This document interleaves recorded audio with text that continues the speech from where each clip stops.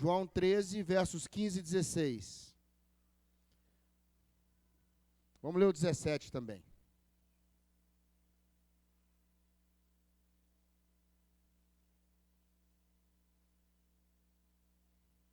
João 13, 15, 16, 17. Posso ler?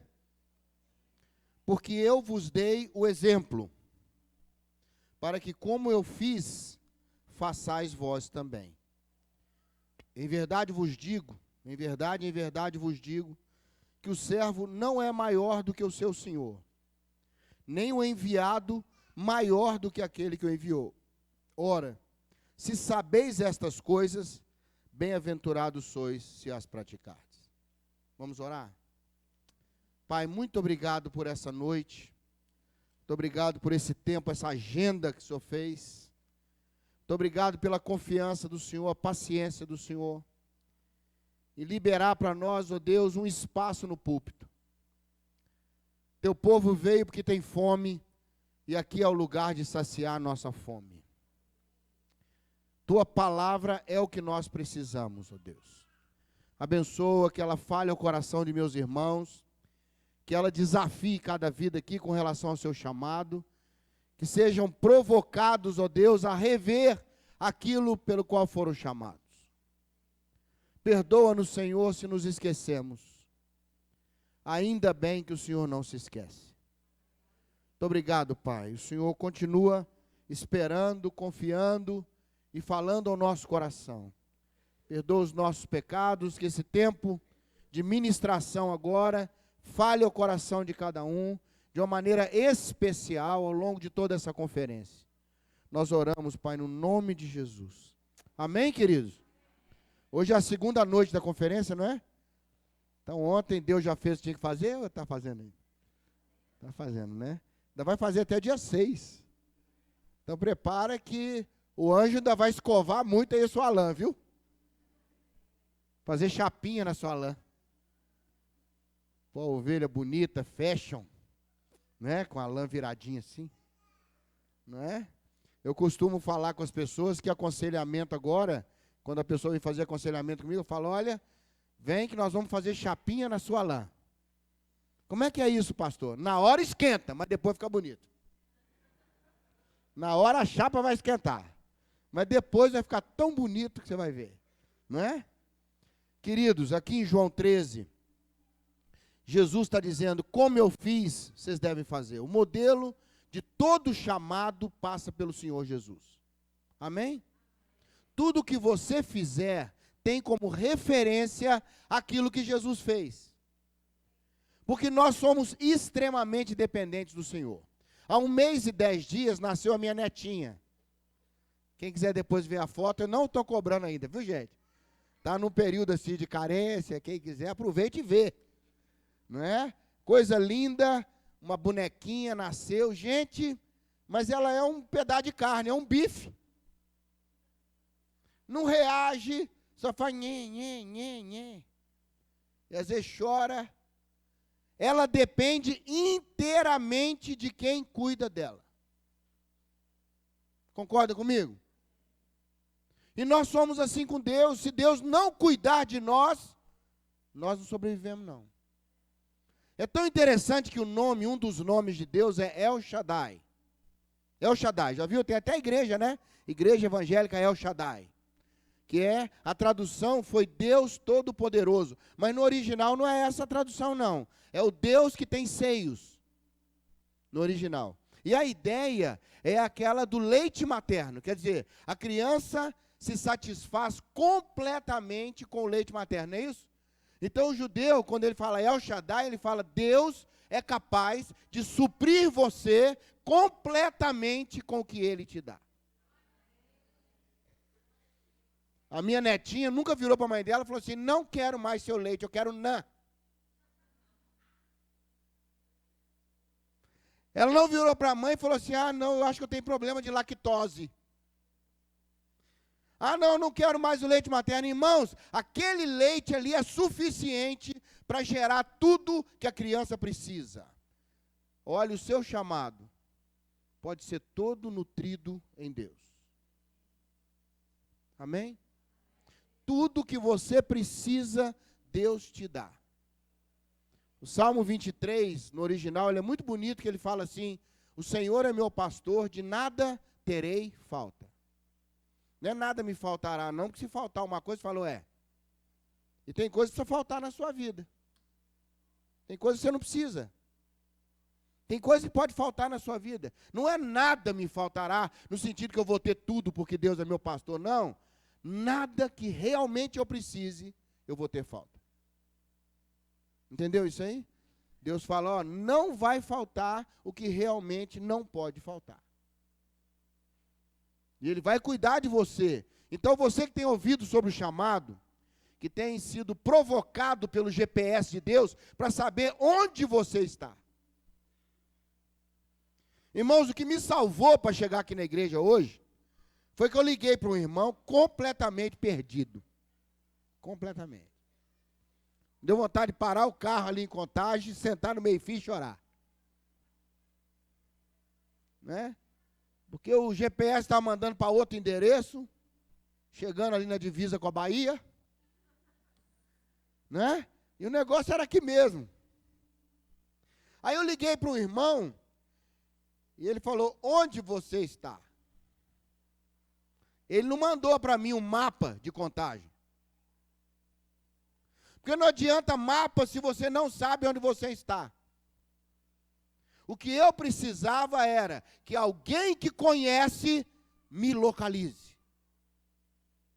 Não é isso que a gente faz? A pessoa está perdida numa região que você conhece muito. Quando eu falei com ele, eu estou aqui, chegando no centro de Contagem, aqui naquela igreja, ele falou, ih! Quando ele falou, ih! Eu senti que a coisa estava pior do que eu pensei. Eu falei, estou muito fora, né? Ele falou, muito. Pega João César e volta, meu filho. Aí ele foi falando, vai chegar no lugar assim, no lugar assim, no lugar assim. Aí você para e pergunta, onde é o Habib's? E foi o que eu fiz. Aí me orientaram onde era o Habib's. Quando eu fui parar depois do Habib's a perguntar, eu li uma placa assim, Rua das Mangueiras. Falei, me localizei. Mas você notou que eu não pedi um mapa, pedi pontos de referência? Por isso, quando a gente está perdido no chamado da gente, Deus não vai falar com você, olha, tinha que ser assim, olha o mapa, olha o que eu te mostrei para onde ir. Não, Deus vai falar assim, onde você está? O que você está vendo perto aqui? Fala, Senhor, à direita eu estou vendo pecado, à esquerda eu estou vendo ressentimento. O Senhor fala, já sei onde é que você está. Aí Deus vai falar assim, segue a estrada direto, você vai ver uma luzinha branca escrito perdão, vai para lá. Eu estou lá. Aí você caminha no ponto de referência. Deus tem alguns pontos de referência. A manjedoura, a cruz, a porta estreita. Só para nós nos localizarmos. E o que eu acho sensacional aqui nesse momento é que Jesus lava os pés dos discípulos. Não é isso? Jesus serve. Para você entender qualquer chamado, você tem que entender o que é ser servo. Senão você vai achar que chamado é uma oportunidade para você ser reconhecido, e não é. Chamado é oportunidade para você ser servo. Amém? Agora você imagina o susto que os discípulos levaram com Jesus, que era o anfitrião da festa. De repente ele se levanta, tira a capa, não é? Que estava a roupa de cima, pega uma toalha, uma bacia com água e vai lavar os pés dos discípulos. Aí Pedro falou, o meu não. Pedro entrou em pânico. Pedro tinha o dom de complicar coisas simples. Pedro nasceu com esse dom. Não é? A mulher esbarra lá em Jesus, a hemorragia some, Jesus fala, alguém me tocou. Pedro falou, Senhor, por favor, presta atenção. Olha a multidão. Percebeu? Está vendo a dificuldade que nós estamos para passar com Jairo aqui no meio? O senhor quer saber quem tocou? Por favor. Por favor. Não é? Pedro tinha essa sensibilidade de um elefante atravessando um jardim. A delicadeza. Não é verdade? Jesus estava pregando, o povo foi embora, ficaram os 12. Jesus falou assim, vocês não vão embora também não? Pedro falou, nós vamos para onde? Se tivesse jeito eu ia, né? Mas só o Senhor tem as palavras de vida eterna. Eu estou preso no Senhor, não deixa eu ir não. Sabe, Pedro tinha esses rompantes assim, não é? O céu revelava, o diabo falava com ele, todo mundo falava com ele. O Pai falou com ele, ele é o Cristo. E ele revela, Jesus diz, foi o Pai que te contou, Pedro. Daqui a pouco está o diabo no ouvido de Pedro. Não vai morrer na cruz, não. Não vai morrer na cruz, não. E Pedro vindo é mesmo, né? Não pode não. Jesus, pode não. E o diabo aqui, pá, pá, pá, pá, pá, pá, pá. Aí Jesus, pá, dá um tiro no diabo. E tira do caminho. Então Pedro tinha essas coisas. Pedro falou, meu pezão aqui de pescador, você não lava não. Não está escrito, tem alguma coisa errada aqui. Jesus falou assim, Pedro, preciso lavar o seu pé. Então me explica por quê. Jesus falou assim, também não vou explicar não, Pedro. Só depois que você vai entender. Eu estou pondo na versão atualizadíssima, tá, gente? A Bíblia conta coisas assim com muita delicadeza, né? Então Pedro disse, nunca lavarás aos meus pés. Pedro, o que não sabes agora, compreenderás depois. Você acha que a conversa foi assim? Me dá esse pé aqui, Pedro. Não dou. Não vou lavar, só lavar não. Só se eu me explicar que negócio. Eu não vou explicar também não. Aí Pedro falou, então não vai lavar não. Se não lavar, não tem parte comigo. Então lava tudo, Deus. Lava tudo. Jesus, lava tudo, dá um banho geral. Jesus falou, não tem banho também não, Pedro. O resto tinha que estar limpo já, Pedro. Olha a confusão. Mas eu entendo Pedro, porque de repente Jesus redireciona a coisa de tal maneira que dá uma confusão inicial e depois termina com uma lição eterna, essencial. E o chamado é assim. Primeiro ele provoca uma confusão. Sabe, a gente fala, Senhor, eu cantar lá na frente, o povo vai chorar. Mas não é de unção, não é de pavor. Os irmãos vão entrar em intercessão, Senhor, para essa irmã. Cala esse homem, meu Deus. Hein? Não é verdade? Você tem um susto, fala, meu Deus, eu? Não. Aí depois, no final, você vai entender que tem algo maior de Deus para você. Aqui Jesus diz o seguinte, como eu fiz, vocês devem fazer também. E aqui, Jesus põe para mim a referência do que é um servo chamado para fazer o que tem que fazer. Essa foi a última grande lição de Jesus. Eles estavam na última ceia, logo depois que eles terminaram com o hino, né? A gente começa com louvor, Jesus terminava com louvor, né? Sabe? Por isso que tem irmão que só chega no meio do culto, sabia disso? Teve um irmão que só chegava no meio do culto. O pastor falou, que é isso, irmão? Ele falou, está na Bíblia. Deus habita no meio dos louvores, não é no início. Não é? Então ele só chegava no meio do culto. Você tem que tomar cuidado com a Bíblia, porque a Bíblia serve para tudo, irmãos, quando mal interpretado. Eu ouvi de um rapaz que voltou a cheirar cocaína e falou que fez isso porque leu na Bíblia. Ao pó tornarás.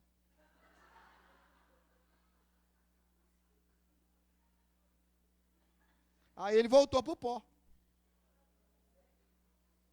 Toma cuidado com a Bíblia, meu irmão.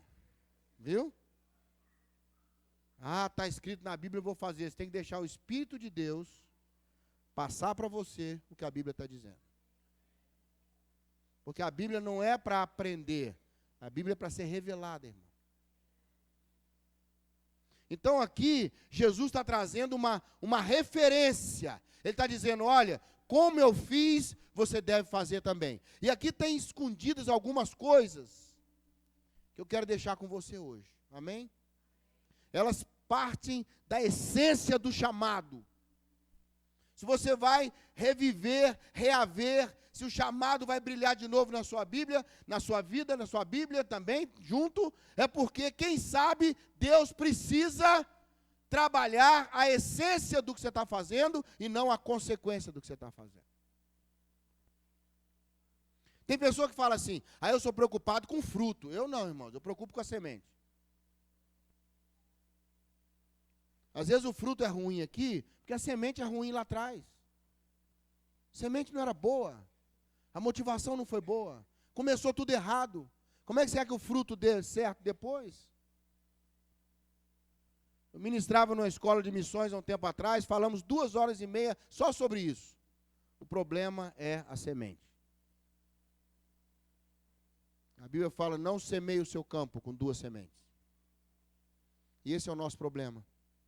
A gente põe a semente de Deus e põe a nossa semente junto. A gente põe a vontade de Deus e a nossa vontade junto. A gente põe a expectativa de Deus e a nossa expectativa junto. Já reparou isso? Não é? E aqui no capítulo 13 de João, a gente começa a ver algumas características de quem é um chamado servo. Porque tem pessoa que tem um chamado de Deus e não tem funcionado bem porque não tem coração de servo, irmãos.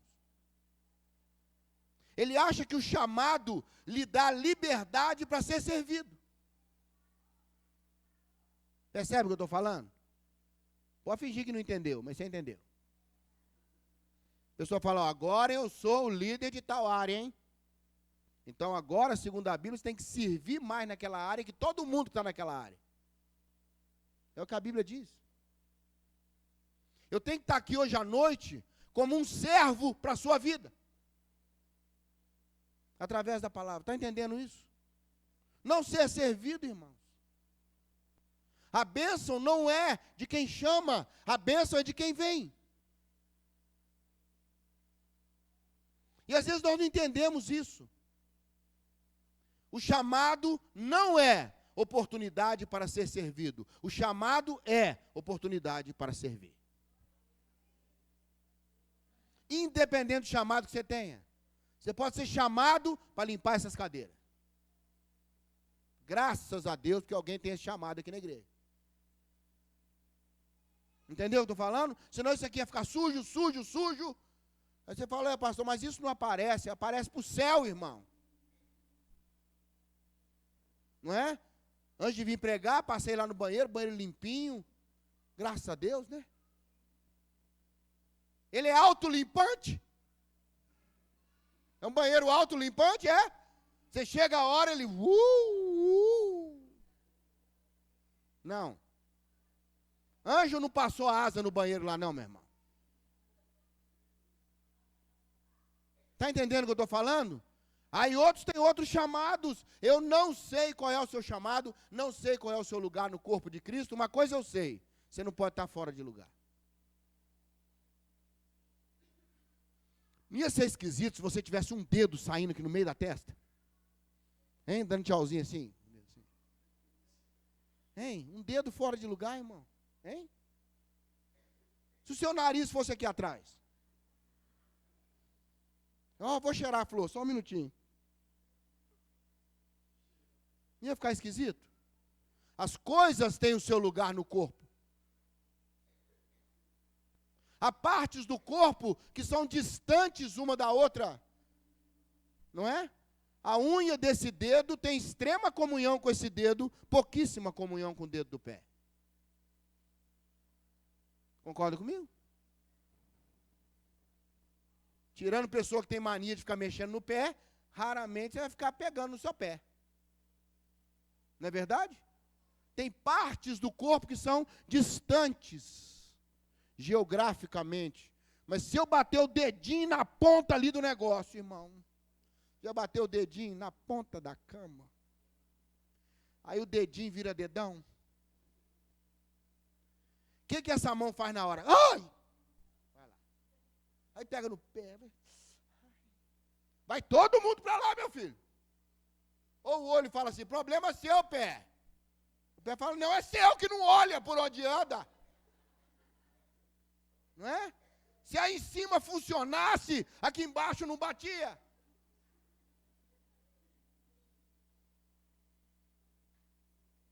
Chamados, às vezes, falam de distância, mas nunca de falta de compromisso.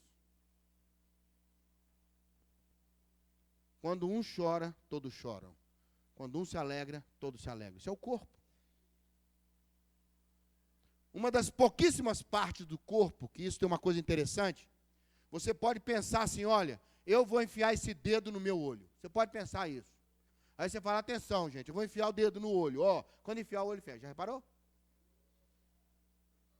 Porque o olho tem um sistema que se protege do próprio corpo.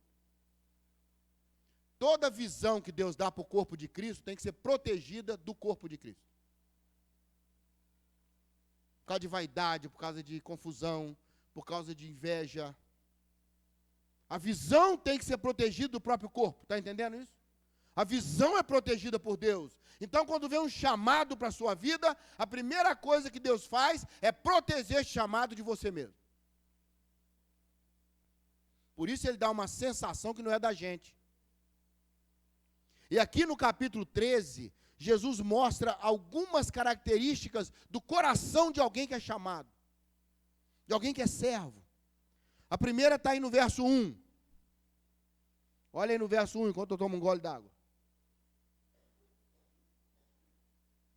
Amou-os até o fim. Leu isso aí? Amou até o outro merecer. Amou até onde tinha que amar. Amou até onde acha que deve amar. Quem tem um chamado não para no meio, ama até o fim. Ah, pastor, mas é tanta luta, o povo não entende, ninguém me compreende. Ama até o fim. Entre os que ele amou até o fim, está aqui Judas Iscariotes. Ainda não tinha revelado Judas Iscariotes aqui. Ele está incluído dos amados até o fim. Eu quero estimular você, se você quer reavivar seu chamado, tem que ter esse amor que vai até o fim, que não vai parar por causa de qualquer coisa, não vai parar por causa de conversa, não vai parar por causa de problema. Amém? Se há um chamado no seu coração e os problemas vierem, eles têm que intensificar o seu amor pelo chamado. E falar, Senhor, está difícil, então agora que o negócio vai ficar bom. Ah, está difícil de ir na igreja, então agora que eu vou mesmo. Você vai pôr o diabo todo confuso. O diabo fala, gente, eu coloquei o jogo do time dele na hora do culto e ele vai no culto. Tem alguma coisa errada com esse crente aí. Né? Eu fui no culto, irmãos, no final da Copa das Confederações. Brasil e Espanha. Não vou perguntar se você foi, não. Vou te poupar. Vou te poupar, tá?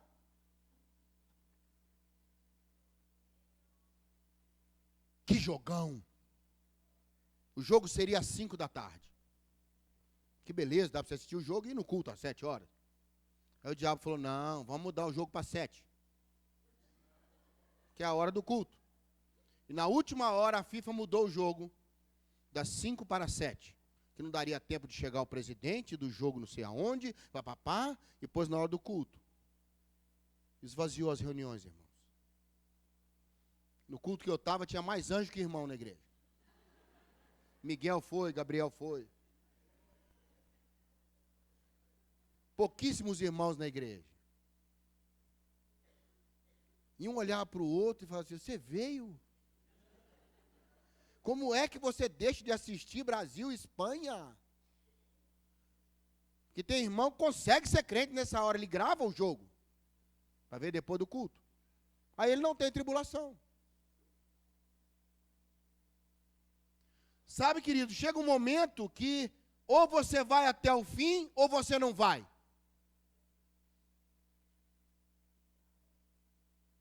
A maioria dos casamentos hoje não existe mais amor até o fim. Existe amor até onde der.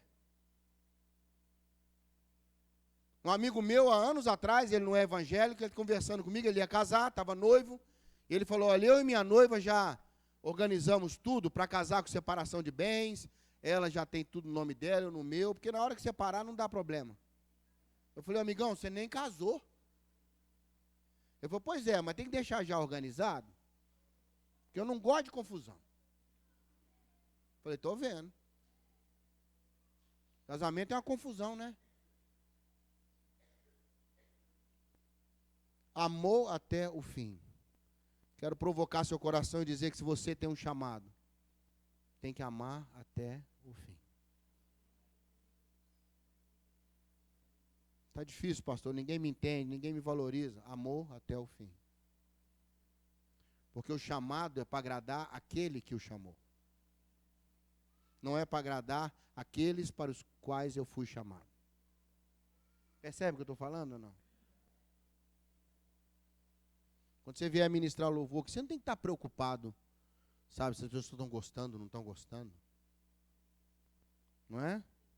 Não deve cair no laço de achar que a pessoa está quieta, sentada, não está louvando. Tem irmão que fica incomodado. Uma vez estava na reunião, o irmão dirigindo louvor, e tinha uma pessoa sentada lá, que eu sabia da luta dela, do problema dela seríssimo na família, estava ali no louvor, num momento difícil, com o Senhor, e o pessoal incomodado porque a pessoa estava sentada. E às vezes você espera uma reação que não tem nada a ver com o seu chamado. Seu chamado não é para alegrar ninguém. Ninguém vem na igreja para ficar alegre, vem para ficar santo. Há outros lugares que você vai ficar mais alegre. Circo de Soleil, Independência, shopping, o shopping aqui muito bom, uma alegria. Igreja não é para você ficar alegre não, irmão. Igreja não é para pôr ninguém alegre, é para pôr as pessoas mais santas. E santo hoje está rindo menos e chorando mais. Porque a época não está fácil, não. Não é verdade? Então, amor até o fim. Quando eu continuo olhando para Jesus, eu vejo que, no verso 3, ele fala, sabendo Jesus que o Pai tudo confiara às suas mãos. O chamado vai depender muito do quanto Deus pode confiar para pôr nas suas mãos. O quanto Deus pode pôr em nossas mãos. O quanto de responsabilidade pode pôr. O quanto de pessoas pode pôr. O quanto de problemas. Jesus disse, olha, tudo pode pôr na minha mão. Nós não somos Jesus. Mas eu queria saber o quanto Deus pode pôr. Ou seja, o quanto nós somos confiáveis. O chamado passa muito pelo tanto que Deus pode pôr na sua mão. E se Deus está pondo cada vez mais na sua mão, é porque você é confiável. E você fala, Senhor, será que eu dou conta? Deus fala, não, você não dá conta não, por isso que eu estou pondo na sua mão. Porque se eu for colocar o que você dá conta, é muito pouquinho. Não, não é? Sabe por quê, irmão? Nós variamos muito. Tem dia de manhã que quem acorda a gente é a carência. E quem serve o café é o pecado. Tem dia que você levanta de manhã e fala, Jesus, prepara os anjos, que hoje eu vou pecar fechado. Hoje eu tô lascado, eu tô com raiva, meu namorado terminou comigo do nada. Pastor me julgou. Eu vou chutar o pau da barraca gospel. Chama os anjos todos que tiver de folga. Guarda a saída e a entrada, que eu vou fazer bobagem na porta. Aí o Senhor dispara uma arma que o céu tem para situações assim, chamada livramento. Aí aquela festinha que você ia, fura o pneu na hora de ir. Cai um toró maravilhoso, seu cabelo que não pode falar em água, não pode nem falar. Está chovendo.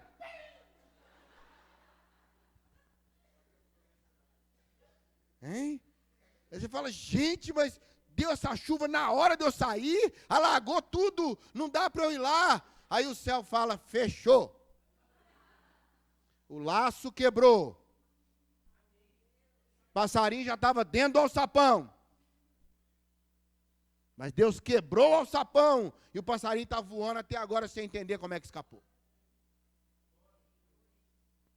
Porque Deus é tão forte para quebrar o alçapão e ao mesmo tempo tão delicado para não matar o passarinho. Se você pegar um passarinho na mão e espirrar, você mata ele, né? Atchim! Matou. Você já pegou um passarinho na sua mão? Tudo você sente os ossinhos assim. Você tem que pegar com cuidado.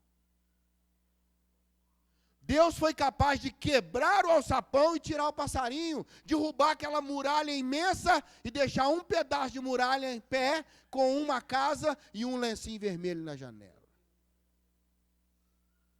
Deus é cirúrgico, irmãos. Deus não sai derrubando tudo, não. Deus derruba o que tem que derrubar. Te aconselho a pôr o lenço vermelho na janela da sua casa, que Deus vai derrubar as muralhas.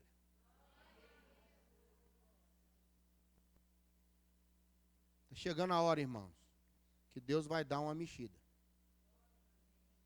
Prepara para quando acontecer, você fala, ó, o pastor Zezinho comentou isso lá na igreja. O negócio vai ficar bom não, irmãos. E eu já estou arrumando meu lencinho vermelho, está entendendo?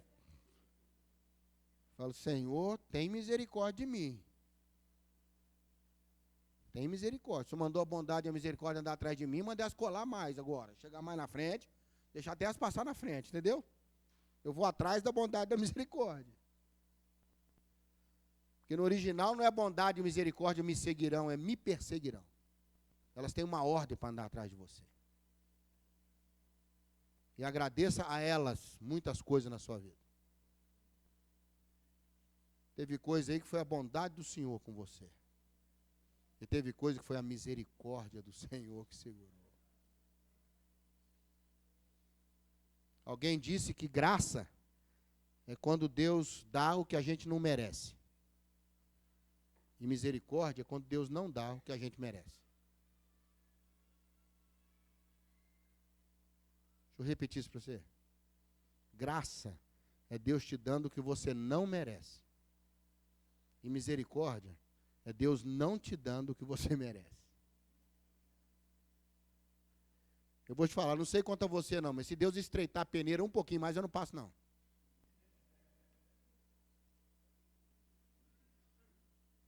Talvez você passe, né? Então podia orar por mim. Mas eu não passo não. Eu estou naquela que se não fosse o Senhor que esteve ao nosso lado, não é nem na frente não, que eu não dou conta de atrás. Não é nem atrás não, que eu já estou saindo para tudo quanto é lado. É do lado. Colado ali, ó. Cuidado, para com isso. Vamos para lá. Quanto Deus pode pôr nas nossas mãos? Esse é o tamanho do seu chamado. Até onde você é confiável? Até onde você vai amar? Estamos caminhando junto aqui? A terceira coisa para a gente ver sobre o chamado que Jesus mostra, é no verso 3, ele fala, veio de Deus, voltava para Deus. Eu não tenho dúvida que todo chamado vem de Deus. Você concorda comigo? Mas nem todo chamado volta para Deus. A pessoa se apossa dele. Tem uns que usufruem dele. Tem uns que abusam dele. E tem uns até que usam para outros fins que Deus não chamou. Mas Jesus disse, olha, comigo veio de Deus e volta para Deus. Qual é o destino do seu chamado no final? Quem receberá a glória?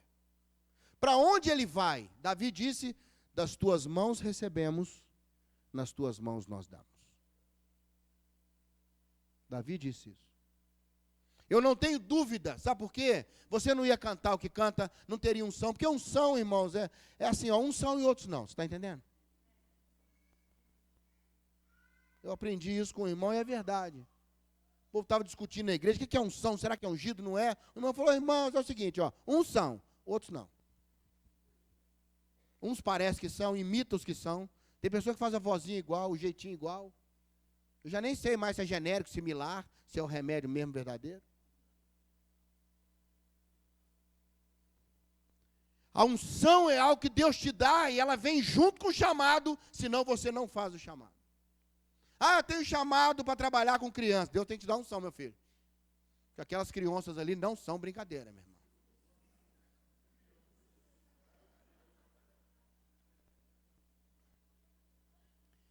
E a maioria delas não vem, não sei se eu falo, muito educadas de casa. E se você quiser educar a criança, os pais pularão em você. Então, ter chamado para trabalhar com criança, você tem que ter a unção para isso. Paciência, sabedoria, jeito de abordar. Não é? Aquela vozinha particular. Tem que ter uma voz própria. Como é que você chega e trabalha com criança? Atenção, meu mano! Corre tudo, meu irmão, corre tudo, tudo é lado. Você com aquela voz de urso. Tem que ter uma unção. Ah, vai trabalhar com idosos da igreja. Tem que ter unção, meu irmão. Porque os velhos agora estão poderosos. Estão ou não estão? Todos eles sabem tudo e você é uma criança tentando falar com eles. Certa vez, uma irmã veio aconselhar comigo, uma senhora, eu estava no início do ministério, e ela falou comigo, pastor, não sei se eu continuo conversando, porque o senhor tem idade para ser meu filho? Eu falei, irmã, posso fazer uma pergunta?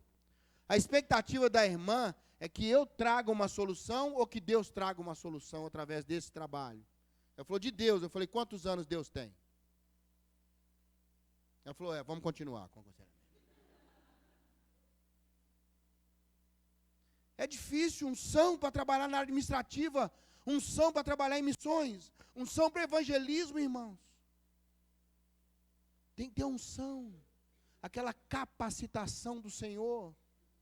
Mas a questão não é essa. No final, para onde vai o meu chamado? Vai para o lixo? Vai para lugar nenhum? Vai para uma gaveta da minha alma e eu vou esquecer lá 3 anos? Combati o bom combate, completei a carreira e guardei a fé. Só não lembro onde. Mas que eu guardei, guardei. Não é? Aí, cadê o seu chamado? Que chamado, irmão? Estou frustrado, estou magoado, estou ressentido. Então, pois cadê o seu chamado? Eu larguei por aí em algum lugar aí, meu irmão. Está aí em algum lugar. Onde? Para onde vai? Jesus disse, vem de Deus e volta para Deus. Quero abençoar você.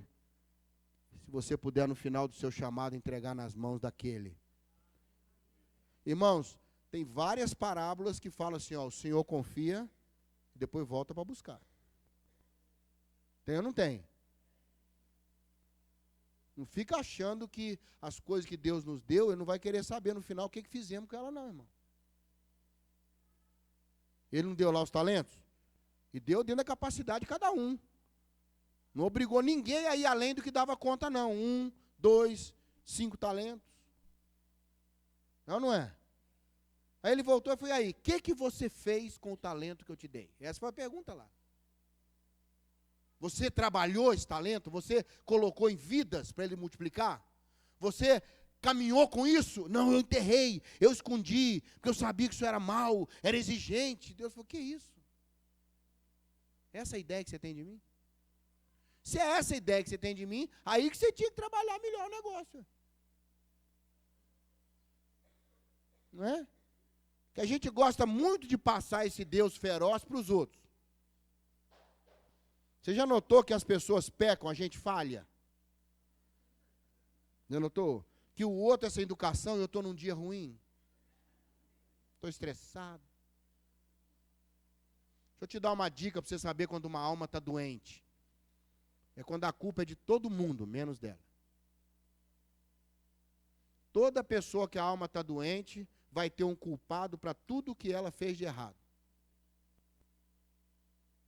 Pode escrever o que eu estou te falando. Eu parei de ir na igreja, sabe por quê? Porque meu marido está assim estranho. Ele está com a cara ruim no dia que eu venho para a igreja. Aí eu não vou não, meu irmão.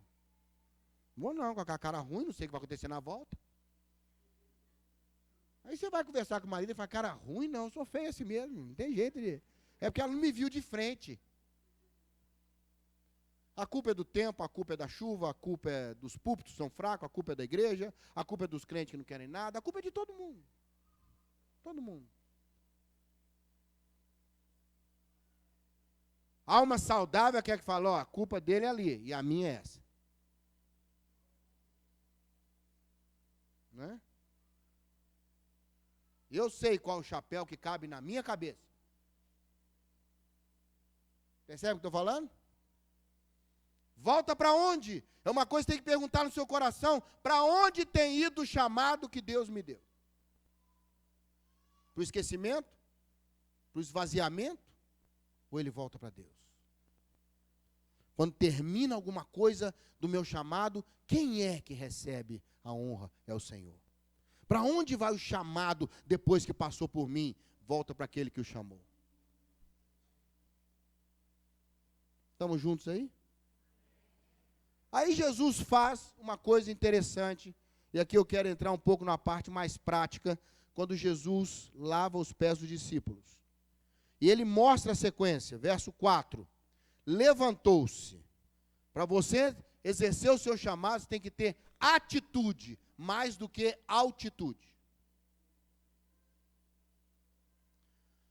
Algumas situações, irmãos, e oportunidades põem a gente mais alto do que a gente era para estar.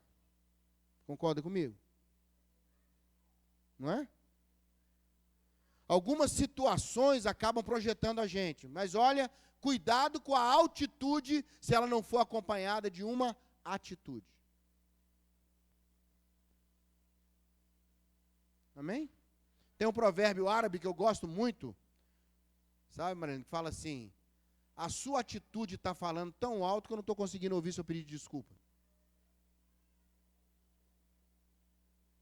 Um provérbio árabe, interessante, né? Fala, olha, a sua atitude está falando tão alto que eu não estou conseguindo ouvir o seu pedido de desculpa. Qual a atitude? Jesus toma uma atitude. Quero estimular você que tem um chamado aí que está meio embotado, que está meio descarregado, que está precisando de um polimento. Tome uma atitude.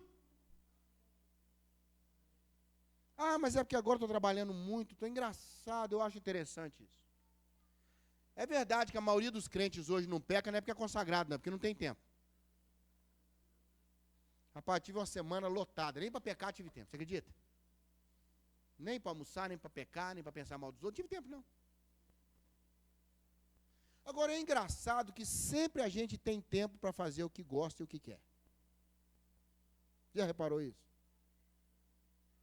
Hein? Você está com uma agenda apertadíssima. Mas, rapaz, hoje é o jogo. Universidade do Chile. Tem que bater. Isso é um dia importantíssimo. Olha que coisa importante. Você vai arrumar um jeito de ver o jogo. Entendeu o que eu estou te falando? Você pode estar ocupadíssimo que você vai arrumar um jeito de comer. Já reparou isso? Cara, eu estou tão ocupado, tem uma semana que eu não como. Duvido, meu filho. Aquelas lombrigas fazem passeata aí no intestino, faz manifestação aí, umas com capuz, block, mordendo a parede do intestino, os vândalos. Ah, não é? Batendo na solitária. Lombrigas vândalas. Você vai parar e vai dar um jeito de comer. Se você estiver cansado, você vai dar um jeito de descansar. Por mais que você tenha coisa para fazer. Agora, interessante, para o chamado não há essa atitude. Eu quero desafiar seu coração a fazer como Jesus. Dá uma levantada e se posiciona. Sabe, chega uma hora que você tem que tomar uma decisão. Ou vai ou não vai. Outro dia um irmão falou comigo, eu estou com muita dificuldade com esse negócio de dízimo. O que você acha que eu devo fazer? Eu falei, eu acho que você deve parar de dar o dízimo. Ele falou, por quê? Porque você não acredita nisso mais. E Deus não precisa do seu dinheiro. Deus precisa da sua atitude. Do seu coração. Ah, mas eu acho que ninguém devia dar. Eu falei, essa é outra conversa.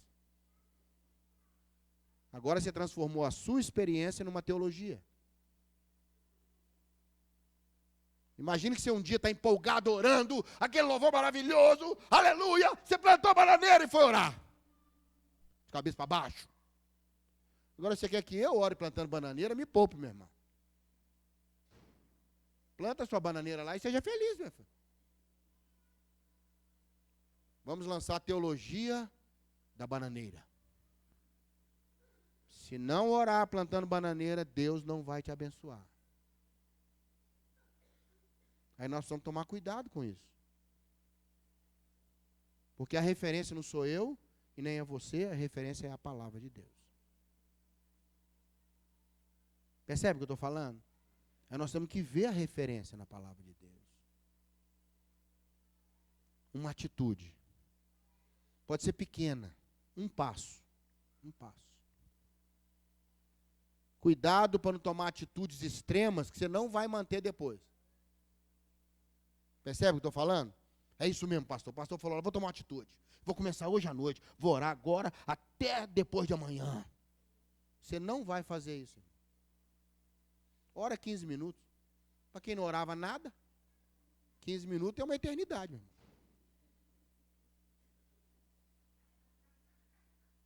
Experimente ficar orando 15 minutos para você ver. Porque é difícil ficar pedindo coisa 15 minutos, está entendendo? E nossas orações são verdadeiras listas de pedido, irmão. Se você acha que não, experimenta orar hoje à noite antes de dormir, quando passar vergonha aqui, sozinho na sua cama lá, faz uma oração sem pedir nada para Deus. Você vai ver que dificuldade que é orar. Senhor, muito obrigado pelo teu amor para comigo.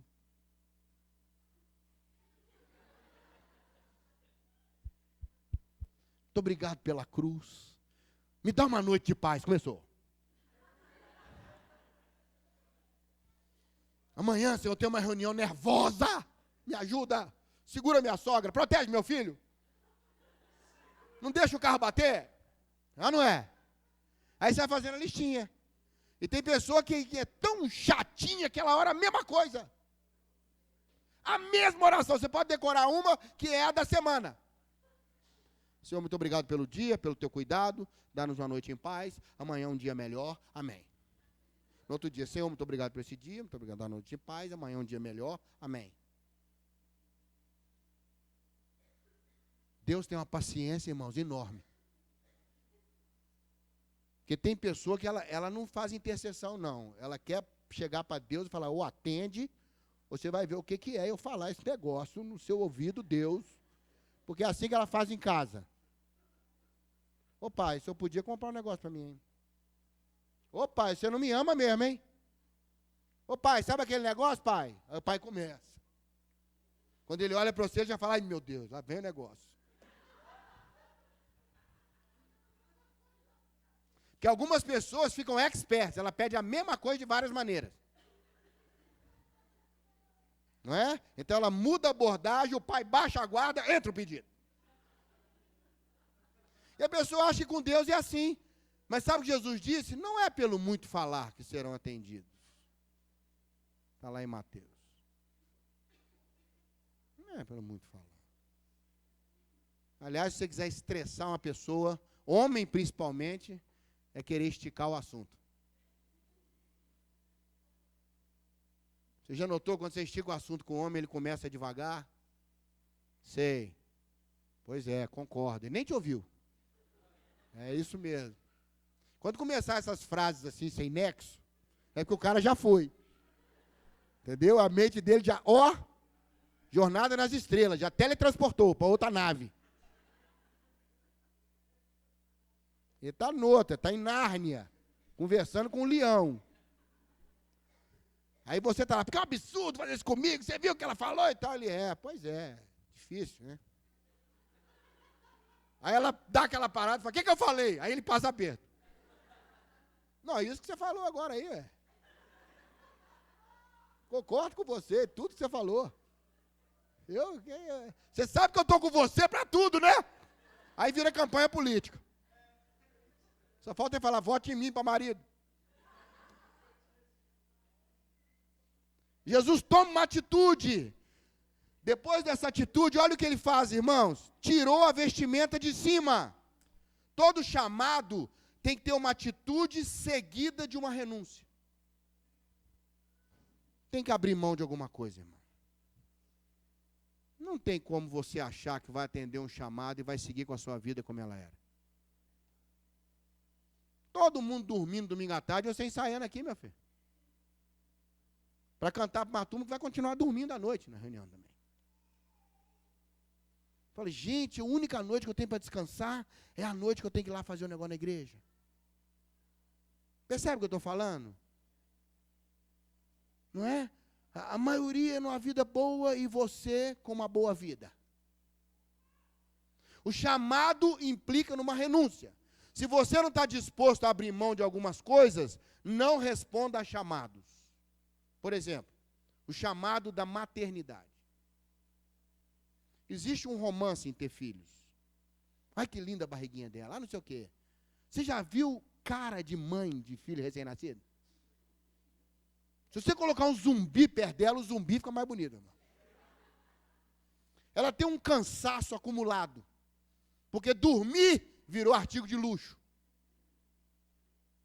Ainda tem aquele marido que não entende nada. E chega achando que ela está com a pilha toda, e ela nem pilha mais tem no compartimento. Porque a criança, quando não está mamando, quando está chorando, quando não está com cólica, ela está mamando. Então ela está chorando, ou ela está com cólica, ou ela está mamando. Ou ela está com cólica, ou ela está chorando, ela está mamando. Eu não entendo por que as mulheres falam isso. Eu tive 2 filhos, nunca sofri. Entendeu o que eu falei? Sentiu o ar? Ah, é isso aí que eu estou falando, meu irmão. É ela que amamenta, é ela que não dorme, é ela que fica estressada, é ela que tem medo de que a coisinha morrer à toa. Fica lá passando o dedinho e vê se está respirando, porque dorme e parece que morreu. Tem mãe que vai lá e faz assim. Aí o neném, ai, graças a Deus.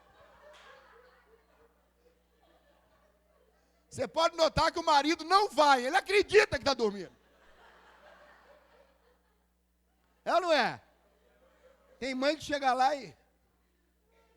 Olha o neném.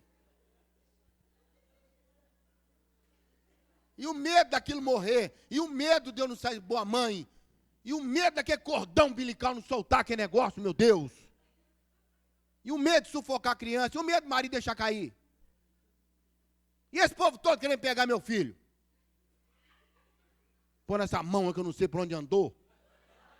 Querendo pegar na criança. É um estresse contínuo, irmãos. Mas é um chamado. Nem todos são chamados à maternidade, à paternidade. Nem todos são chamados para o casamento. Um amigo meu disse que ser solteiro é fato. Ser casado é opção. Ninguém nasce casado, já viu? Nenenzinho nasceu já casado com a nenenzinha? Não existe isso não, meu irmão. Tirando algumas culturas do mundo que casa a menina de 4 anos com um cara de 30. Não é? E quando o cara morre, o guru fala para onde a alma dele foi. E se a alma foi para o cachorro da família, ela tem que casar com o cachorro da família. Quem está casando com o rapaz? Na Índia é assim.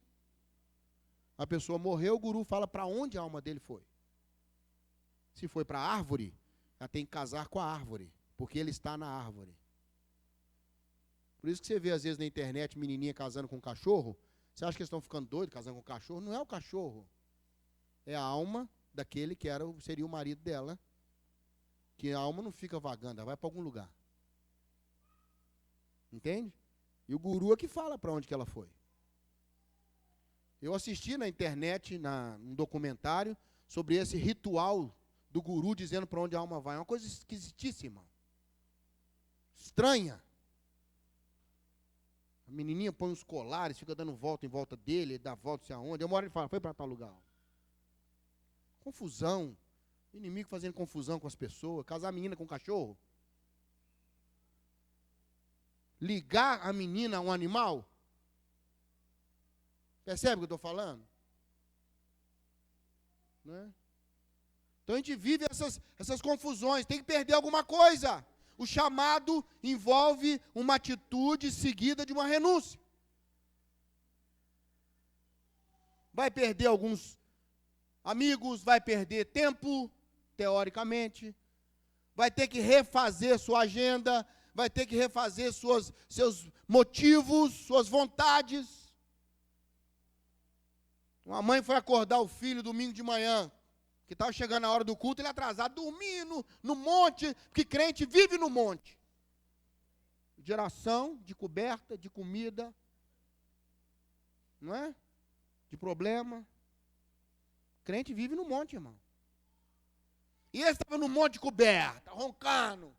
A mãe acordou e falou, meu filho, está chegando a hora do culto, você não vai na igreja não? Ele falou, mãe, me dá 3 motivos para ir no culto hoje. Se você só me convencer, eu vou. Ela falou, mas está muito fácil. Primeiro motivo é domingo, dia do culto. Segundo motivo, já está na hora do culto, você tinha que estar lá. E terceiro, você é o pastor da igreja. Ele falou, é mesmo, tem que ir. Perdeu alguma coisa. Quero te falar uma coisa séria, prática, que eu queria uma conversa mais prática hoje. Se você acha que vai ter um chamado sem querer perder nada, você não tem um chamado. Eu sinto muito falar isso, viu? Esquece esse assunto de chamado, muda para subir, vontade, quem sabe um dia, ore por quem tem chamado, porque se você está num chamado, meu irmão, e não quer perder nada, você já matou o chamado. Você já matou. Olha.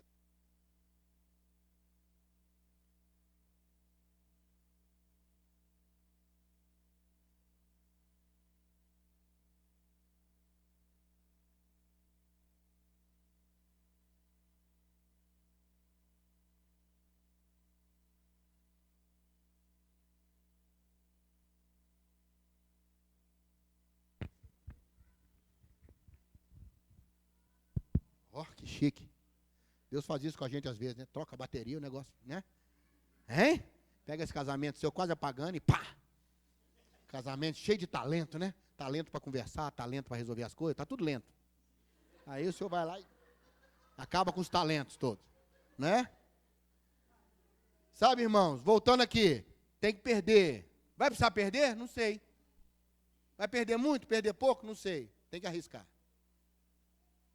E a terceira coisa que Jesus faz é pegar uma toalha, não é isso que ele faz, ó?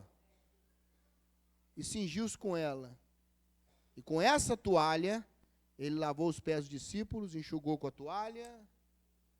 Qual é a ferramenta que Deus vai te dar? O chamado envolve atitude, envolve renúncia e envolve a ferramenta certa. Uma das coisas mais terríveis é a pessoa estar no chamado errado de Deus para ela. Está entendendo o que estou falando? Como ministro de louvor, seria um ótimo intercessor.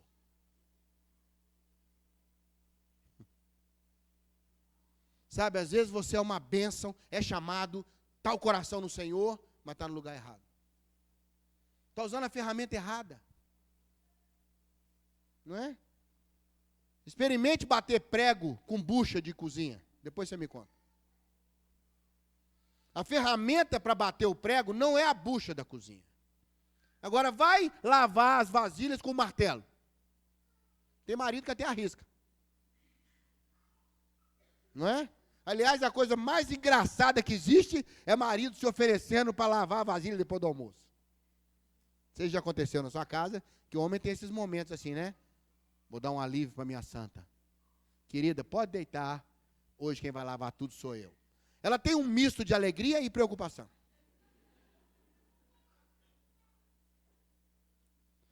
Né? Alegria porque ela não esperava aquele relax. E a preocupação porque é certo que ele vai quebrar metade dos pratos. Isso não tem dúvida. Porque ele põe o sabão na mão e pega o prato, né? Aí o prato vira um OVNI. Mas o que eu acho mais sensacional é que o homem chega na cozinha, se ele for lavar, ele cria uma linha de produção. Ele põe assim os pratos grandes, os pequenos, os garfos ele ajeita para cá, aí ele passa para lá, aí ele põe assim o coisa para cá, aí a mulher chega, vai lá, sai, aí ele perturba, fica perturbado, porque tem a linha de produção. Ela já pega o prato pequeno, entendeu? Lava antes do grande, não pode. Na linha de produção dele, ele vai lavar os grandes, que ele vai pôr no fundo do secador lá. Aí vai lavar os menores, que ele vai pôr no meio. No final, os talheres, começando com os grandes. Homem é todo assim, mulher, uou. Mulher fala assim, preciso arrumar a cozinha. O homem fala assim, essa parte da cozinha eu vou lá. Assim, essa parte da cozinha farei assim, essa parte da cozinha. Assim, e essa parte da cozinha amanhã.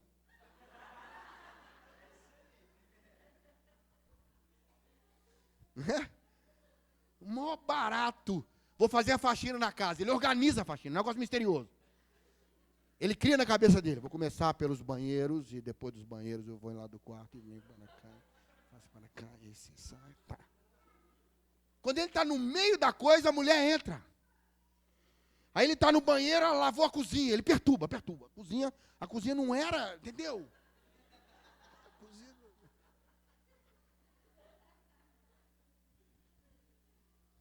A ferramenta tem que ser certa. Amém, queridos? Atitude, renúncia, ferramenta correta. Guardou isso aí? Se esquecer tudo que eu preguei, não vai esquecer essas 3 coisas, não. Viu? Atitude. Nem altitude, não. Quero ficar mais alto que os outros. Quero aparecer. Se não tiver holofote, eu não canto. Se não for guitarra nova, eu não toco. Percebe isso aí? Não é altitude, não. É atitude. Renúncia. Ferramenta correta. Amém? Seguido de alguém que ama até o fim. De alguém que é confiável. De alguém que tem um destino para o seu chamado, para o coração de Deus. Recebe essa palavra hoje? Irmão, nós estamos num seminário que está mexendo no chamado. Quem sabe Deus vai despertar um chamado em você. Quem sabe é uma coisa completamente nova. Deixa eu te dar um exemplo. Só para a gente fechar e nós vamos orar. Na época que Israel foi para o cativeiro, lá na Babilônia, Deus chamou Jeremias para falar ao povo que ficou, não foi? Chamou Daniel para ser um testemunho dentro de Babilônia. No mundo secular. No mundo secular. No livro de Daniel, o nome de Deus não é mencionado. Diretamente.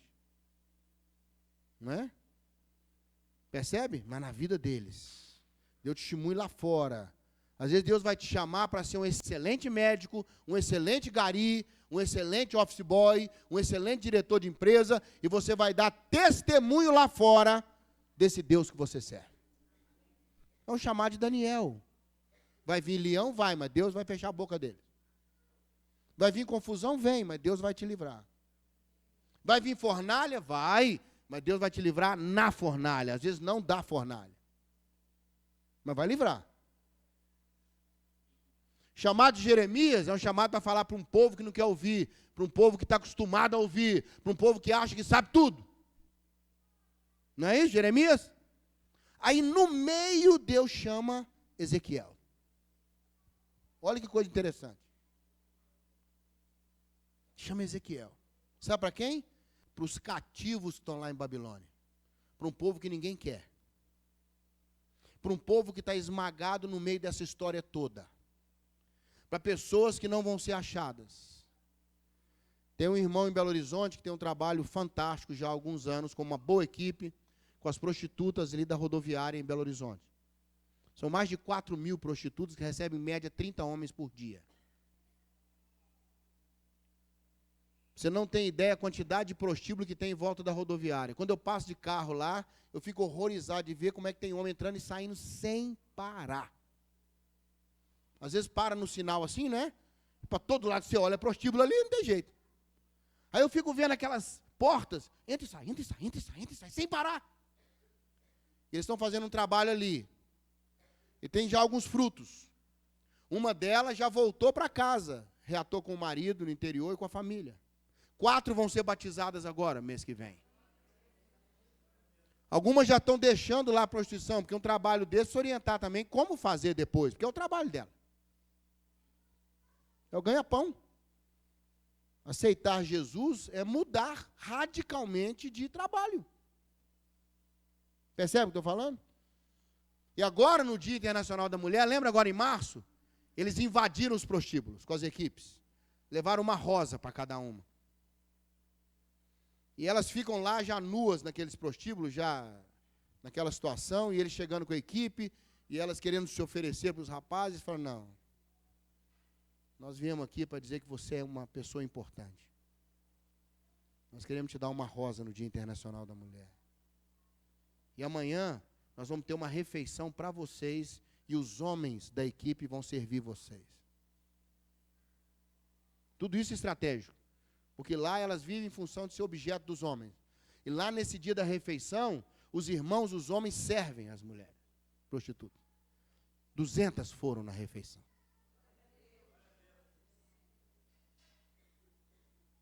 Ô irmãos, alguém está indo lá, está entendendo? Alguém pegou essa toalha de Ezequiel. Entendeu chamar de Ezequiel o que é?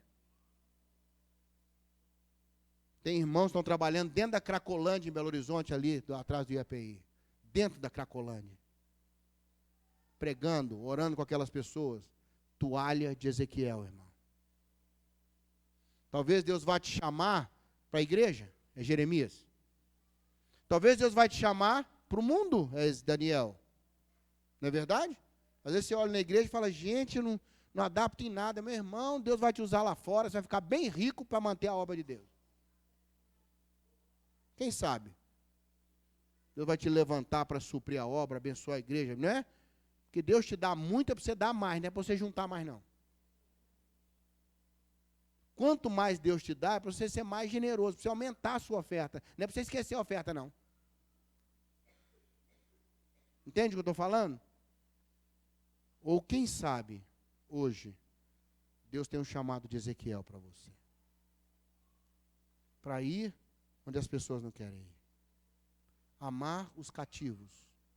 Ezequiel morava junto com os cativos, junto ao rio Quedar. Ele era sacerdote, filho de sacerdote, linhagem nobre. Mas foi chamado para os cativos. Há muitos cativos hoje em dia. Mães solteiras, filhos abusados. Pessoas que ninguém quer mexer com elas. Está entendendo o que eu estou falando? Drogados, abandonados, órfãos de pais vivos, filhos da guerra, abandonados, mendigos. Uma igreja no Rio de Janeiro queria trabalhar com mendigos. Fizeram um culto que seria a abertura do ministério com os mendigos. Iam recolher os mendigos na rua, dar roupa, lavar, aquela coisa, né? Tentar conseguir um emprego. Convidaram um irmão no Rio, que tinha um trabalho com mendigos, para ele fazer essa palestra de abertura do ministério. E ele teve uma ideia. Ele chegou mais cedo e no restaurante em frente à igreja, isso é fato, viu, irmão? Não é ilustração, não. Eu dou nome e CPF. Eu conheço o irmão que fez isso. Conheço esse obreiro. Aí ele resolveu fazer a coisa de impacto assim, sabe? Ele entrou no restaurante do lado e se vestiu de mendigo. Ele queria chegar estilizado, né? Para ser recebido na igreja, amado, né? Ele tinha expectativa e chegou na porta e pensou, você vai começar um ministério com mendigos, um mendigo chega na igreja. Você fala, opa, está funcionando? Aí iam pegar ele, levar lá para frente, né? Aí ele ia se revelar e não deixar ele entrar na igreja. Como ele insistiu, colocaram um diácono pitbull perto dele. Aí ele ia na porta do diácono. Aí ele falou, quer assistir o culto? Ele falou, não, mas dá licença. Eu posso sentar aqui na porta para assistir? O pitbull falou, pode, mas colado nele. Para abrir um ministério com mendigos. Ele não conseguia entrar na igreja, foi dando a hora de pregar. O povo cantou até ficar rouco. Não chegava o preletor. Aí, por fim, a irmã virou e falou, olha, irmãos, nós estávamos esperando aqui o irmão falando de tal, que ele ia dar uma palestra para nós, abrir um ministério, mas ele não chegou. Aí ele se revelou lá na porta para o pitbull. Tirou aquela roupa, gritou, eu sou o preletor. Aí reconheceram ele, que ele tirou aquela maquiagem, né, que ele tinha feito, aquelas roupas sujas. Ele foi lá para frente e deu o sermão mais curto da vida dele. Você quer ouvir o sermão? Sabe qual foi o sermão? Irmãos, tem meia hora que estou tentando entrar ali e não consigo. O dia que vocês estiverem prontos para receber mendigos nessa igreja, me convidem para pregar. Entregou o microfone e foi embora. O dia que os irmãos realmente forem trabalhar com mendigos, me convidem, por favor. Eu quero fazer parte. Entregou o microfone, desceu e foi embora. O sermão mais curto da vida dele. Né? Quando acabou a guerra, convidaram Winston Churchill, grande líder inglês que venceu a Segunda Guerra, para falar para formandos de uma faculdade. Ele entrou, ele usava assim um charutão, um chapelão de coco, você já viu a foto dele? Uma bengala. Aí ele colocou a bengala assim do lado, tirou o chapéu, colocou o charuto do lado, o charutão que ele usava. Aí deu aquele silêncio, né? Ele vai falar, né? Ele falou assim: não desistam. Não desistam. Não desistam. Pegou o chapéu, colocou o charuto, pegou a bengala e foi embora. Foi aplaudido de pé. Não sei se é porque falou pouco ou se falou bem.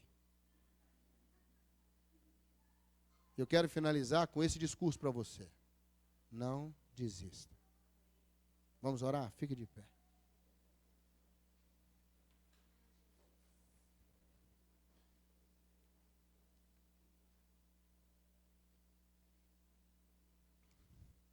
Jesus disse: como eu fiz, façai vós também. Quero só orar por você, pedir que Deus tenha misericórdia de você, de mim, que esse seminário provoque seu coração de chamado. Porque se Deus chamou você, com certeza Ele confia em você. Deus não entrega nada dele a alguém que não seja confiável, nada. Se Ele colocar uma vida para você cuidar, orar, Deus confia em você. Amém? Feche seus olhos, quero abençoar o seu chamado.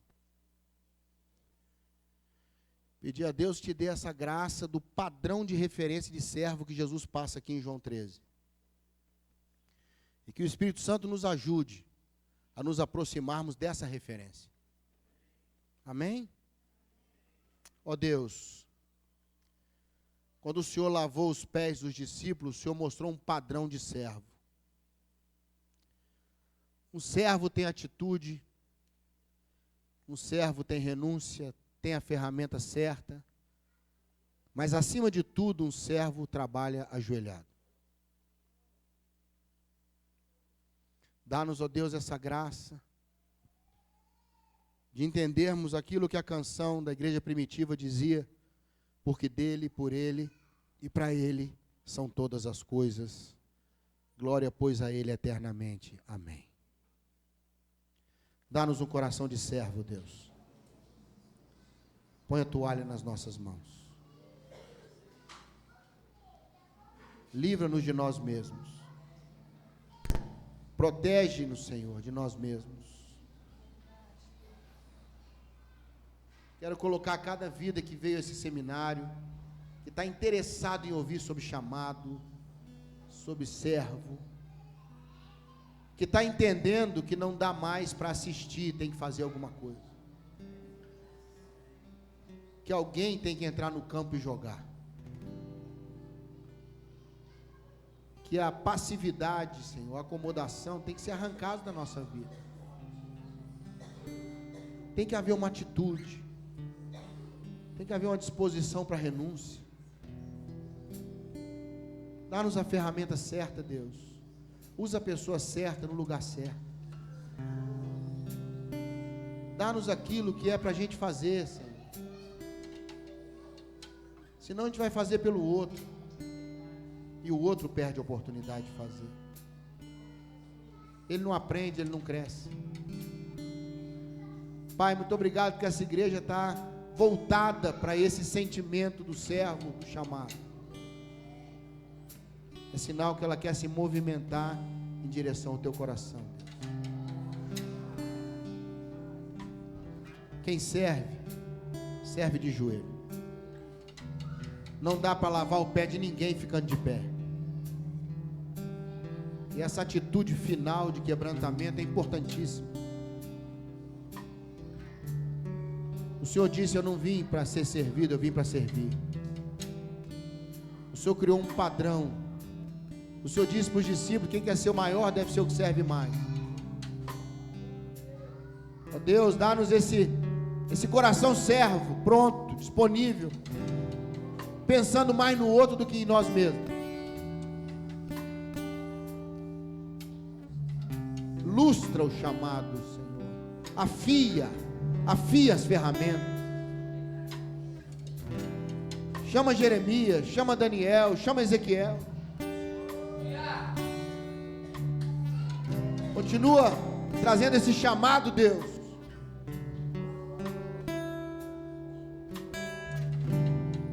Muitos são chamados, diz a palavra.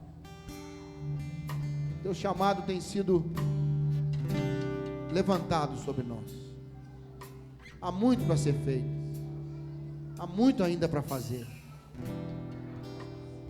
Que sejamos surpreendidos com a tua volta, como quem tem que interromper o que está fazendo, e não como quem ronca e é acordado pela trombeta. Não queremos dormir na luz, ó Deus. Queremos trabalhar enquanto é dia. Que a tua vinda interrompa algo que estivermos fazendo, e não nos acorde com o som da trombeta. Ajuda-nos, Pai, pois é no teu nome que nós oramos. Amém, Senhor. Deus te abençoe, querido. Deus confirme o seu chamado. Amém? Deus te dê graça.